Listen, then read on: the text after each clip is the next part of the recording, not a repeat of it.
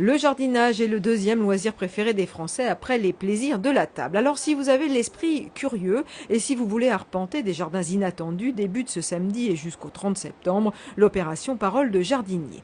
46 participants, dessert du château de Versailles au site de particuliers comme celui d'Angue-de-Faux à Guyancourt ou le jardin chinois de Gilly à Saint-Rémy-l'Honoré. Visites, conseils, échanges sont au programme. Ce mercredi soir avait lieu la soirée inaugurale dans les jardins du Petit Trianon à Versailles. L'occasion d'apprendre que les jardins ont toujours existé 2000 ans avant Jésus-Christ, qu'ils étaient d'abord l'expression du pouvoir avant de devenir un lieu de philosophie. Et lors de cette visite, nous avons demandé à deux éminents amoureux des jardins quel était le jardin de leurs rêves. Alors le jardin de mes rêves, c'est celui qui est au bout du jardin.